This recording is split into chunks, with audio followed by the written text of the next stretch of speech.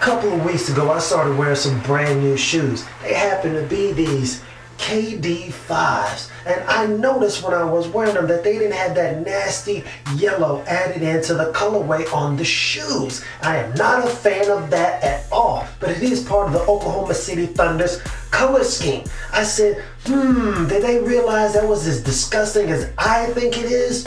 Or perhaps they were foreshadowing. Perhaps they were trying to appeal to a certain demographic or market from the Big Apple.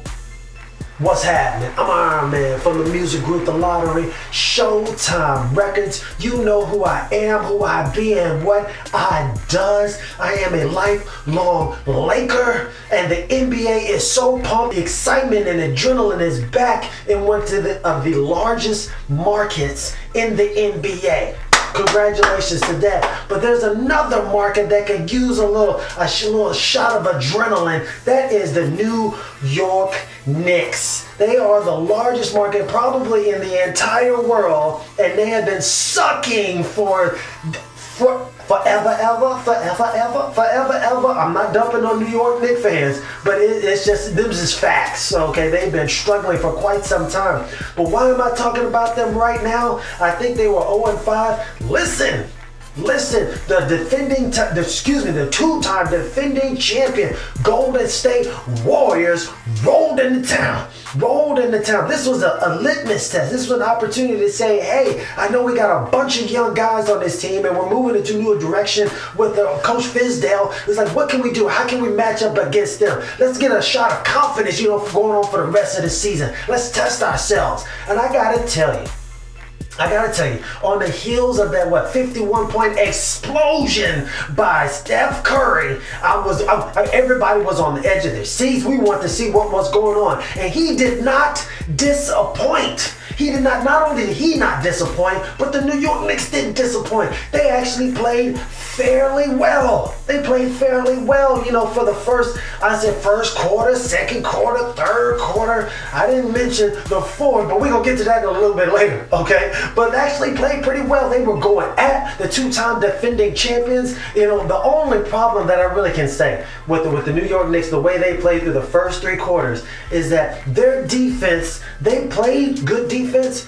but they went from good defense and to horrible defense. Good defense and then horrible. It's like a good defense, good stop. I take nothing away from the Warriors. They are great.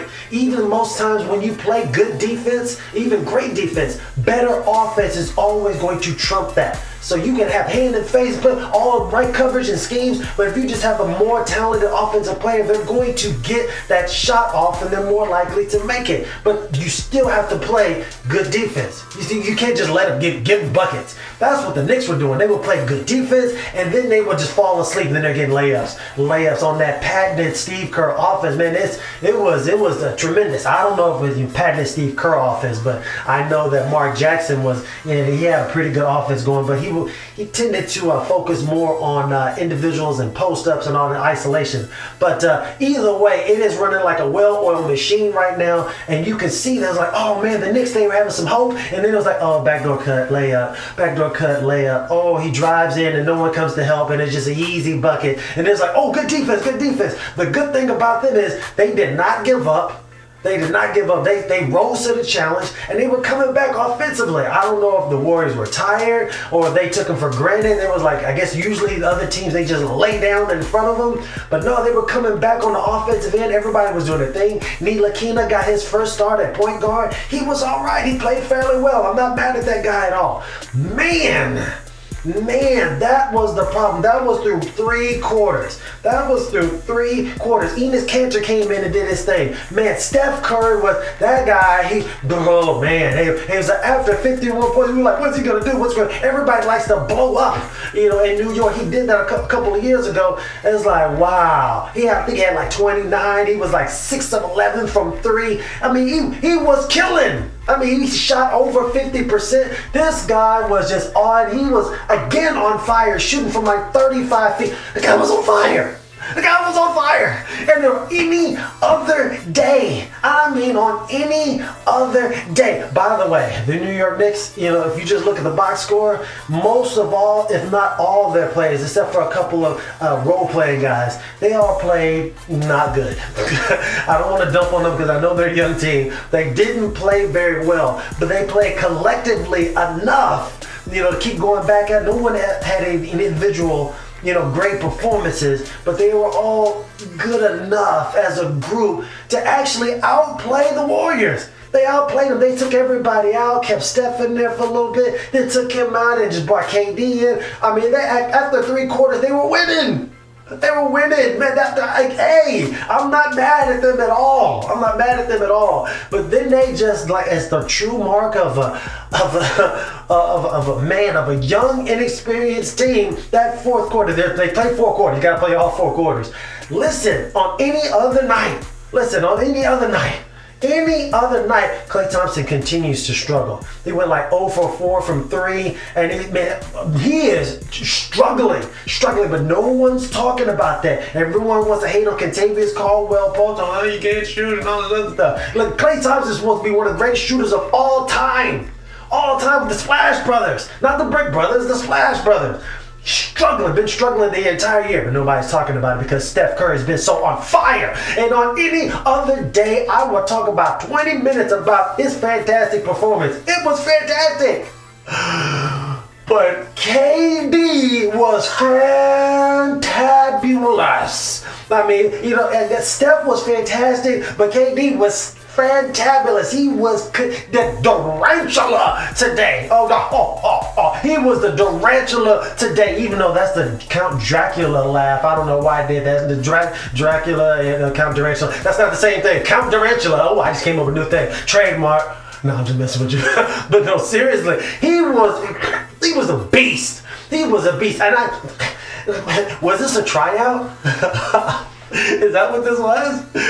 In front of all the Garden fans, I know everybody and their mom and their cousins had to be watching it too. Did you see the thumbnail that I put up there? Did you see with his eyes closed? He was having an out-of-body experience. He was just, he was in another world. You see the other people in the picture, they're looking off to the side. He's not even here. I'm not even here. I don't know I'm here. He's not even here. He's having an out-of-body experience. The guard was phenomenal. The guy outscored everybody else on the Knicks for the whole game. He scored 25 points in the fourth quarter alone. Tim Hardaway Jr. only had 24 points for the entire game. That is a problem. The New York Knicks only scored 16 points. How in the hell do you only score 16 points? You're a professional basketball team. 16 points. Tim Hardaway Jr. is getting $72 million on 3 or 4 years.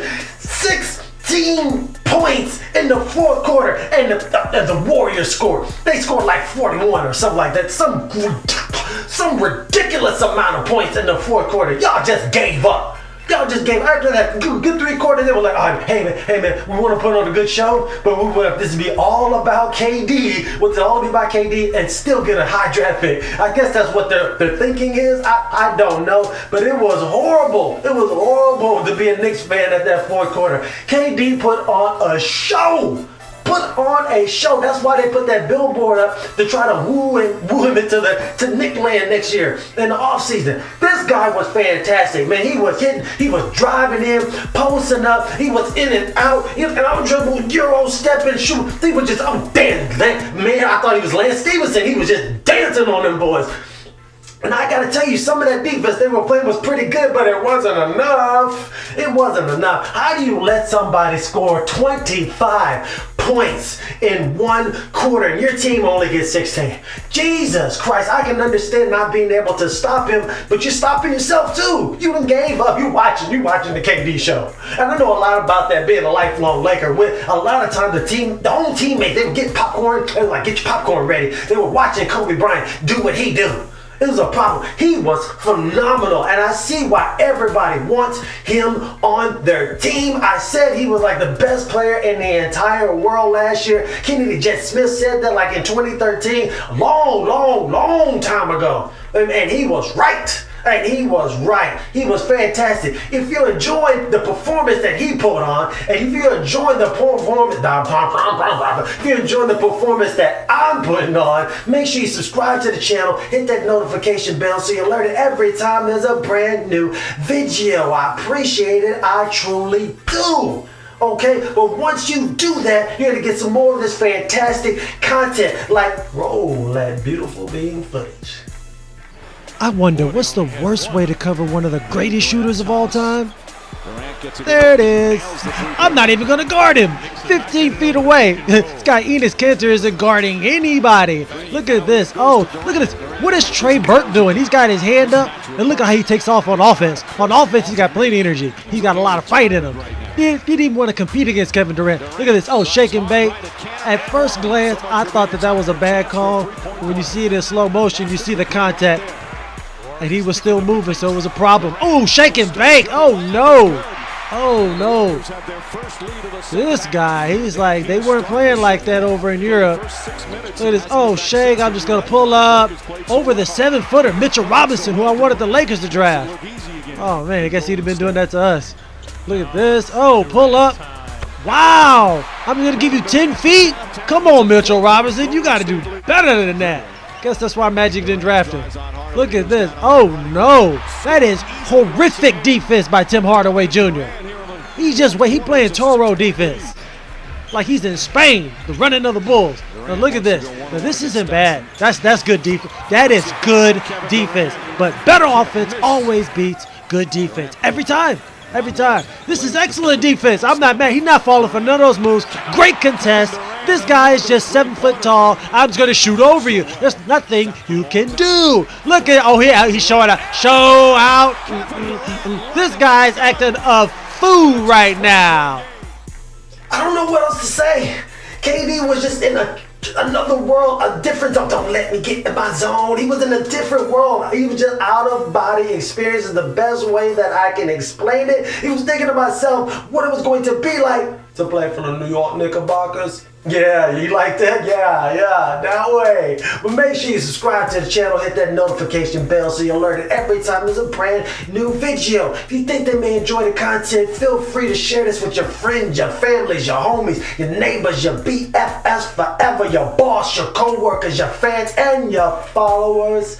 I'm Ironman from the music group theLottory, Showtime Records, and it's just how I see it.